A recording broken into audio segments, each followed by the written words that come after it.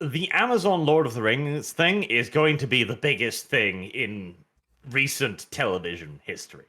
And everyone knows it, which is why everyone's discussing it right now. And it's also an excellent moment for a little bit of gatekeeping, a very vital moment for some gatekeeping. And they try to spin things like this. Lord of the Rings revived soft masculinity with Boromir's tender death.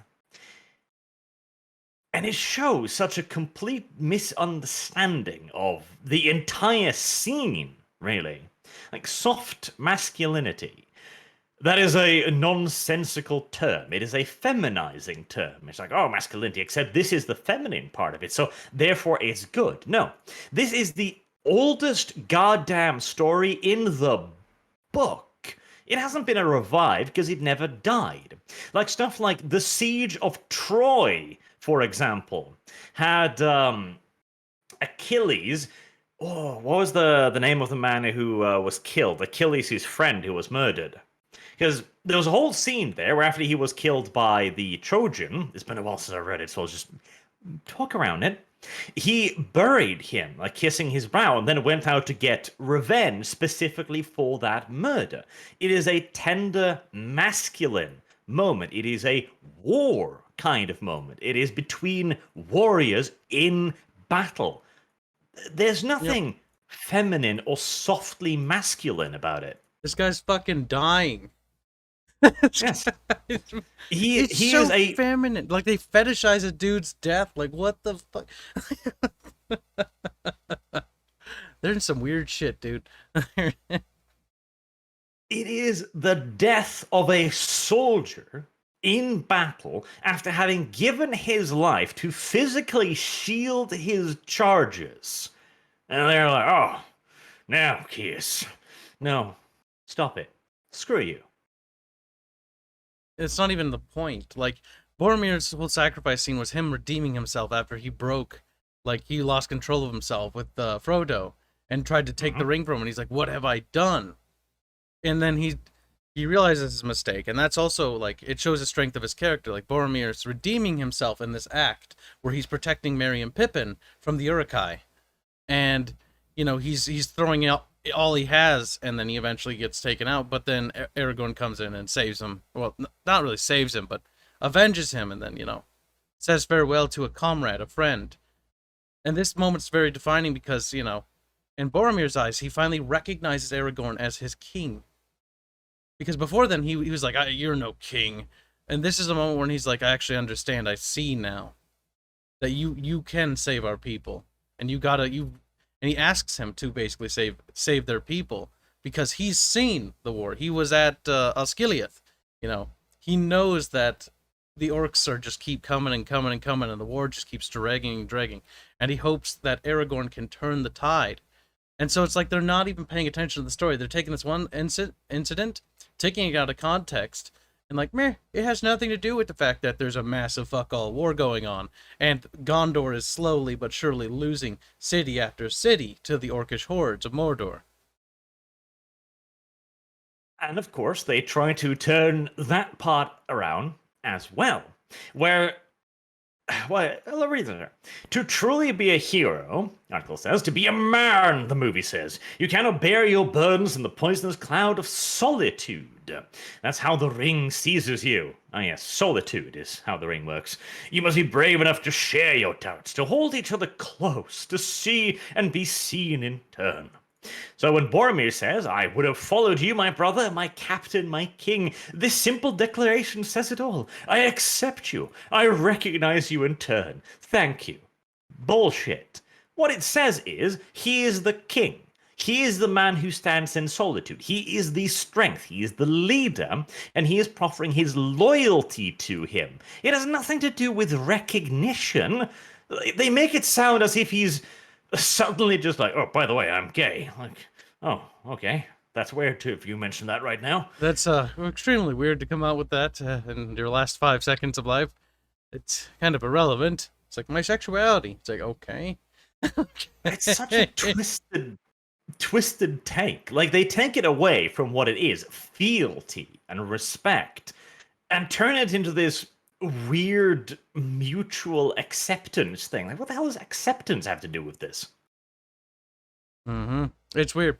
Well, again, it's them attempting to narrative craft. Yeah, and they're trying to narrative craft. By the way, some people are new. We're not talking about the books. We're talking about the movie, because I know the books.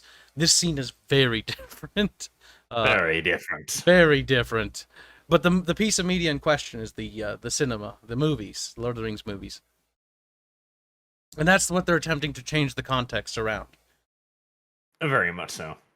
Also, I see a couple of people in chat saying they wrote this for anger clickbait. I don't think that's the case. Now, we're using an archive link. Yes. Just because if I can help it, I'm not giving Polygon anything. But I do not think that it's so simplistic that they write this just because they're like, oh, this is controversial. No, I think these idiots, one, partially believe it, and two, they wish to narrative craft. They want to turn this into the thing they want it to be, and then enforce it on the studio. This is what they do time and time again. They create their own perception of reality, and then they attack the studios if they don't follow them. This is how they've gained such incredible influence within these various settings. I mean, you can see it with, in 40K, for example. It all started with articles like, tabletop gaming has a white male terrorist problem, and it sounded so utterly absurd that you think it's clickbait, and yet here we are in the modern day with articles openly stating that no, Games Workshop has to institute gender and sex segregated gaming nights.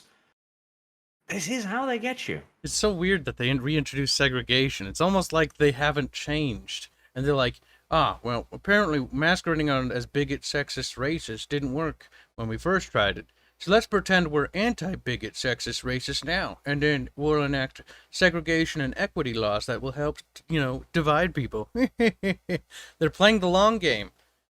They are. And in this case, too, it is the idea of reframing the bromance, for example. Another quote here, Hollywood became more and more skittish about representing closeness, physical touches, and emotional vulnerability between male characters. The thing is, they're not trying to represent what you seem to think of as closeness. Two male characters don't have to be gay to be close. Yes, I absolutely loathe that. It's like you have a best friend. You're willing to do anything for that friend. He's basically a brother to you, And that's the kind of closeness that you have with your best friend. It's like we're brothers. And like the idea that it's like it must be sexual. They must fuck each other. Like, what the hell's wrong with you? You can be close to men and women without being sexually active. Yes, in fact, in this case too, like the action movie, that is what we build it on. Stuff like Lethal Weapon, for example, is it's literally the template for the buddy cop movie. There's no need for any of this to be turned into sexually fetishization nonsense. Yep. It's always reduced to this, and it is such a goddamn reduction, because a real friendship between, in this case, warriors, soldiers, fighters, people fighting for their nation, their entire human race, for the survival of the world, is so much bigger than your goddamn sexuality. It's because they want to fetishize and morph anything into their political agenda. Remember, we were just talking about the whole Hungarian situation. Now, this is really no different. Yet again, they're attempting to hijack something that has nothing to do with politics and sexuality and whatever the fuck weird shit they dream up, and they're attempting to hijack it for their purposes. They don't care about the media. They don't care about Lord of the Rings. They don't care about sports. They want to use them as political tools and nothing more. They do. And we are going to see this a lot more now as well. There's no... the Fellowship of the Ring is how old now? Let me look that up. Fucking age. The movie or the that's the movie in this case, because that's the one they're quoting specifically. I mean, the Fellowship is like 1950. Right? Let's see. The Fellowship of the Ring. Wiki. Give me an idea of when it was released, because it is old.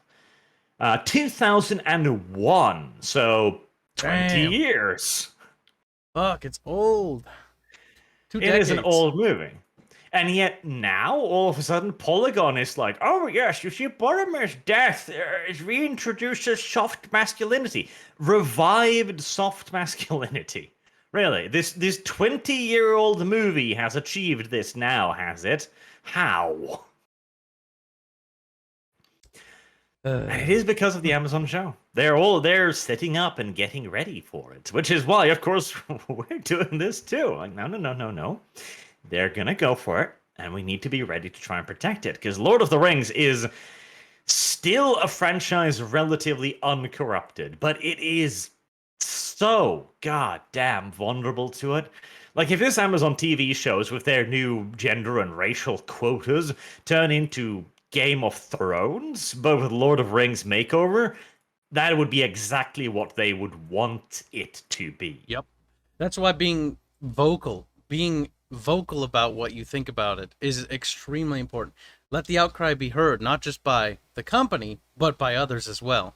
Because even if they're going to rape Lord of the Rings, they're going to rape Tolkien's work, and they're going to milk it for every bit of money they can get until there's nothing left. That's what's going to happen.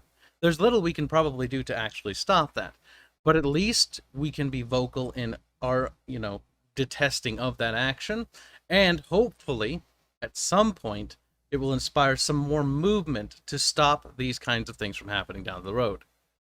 Don't let it burn for no fucking reason. Like, that's the problem. You can't be quiet about it. Like, anytime they make a new piece of Star Wars media, yeah, sure, they're dragging the IP through the mud, but don't fucking go quietly into the night. Go kicking and screaming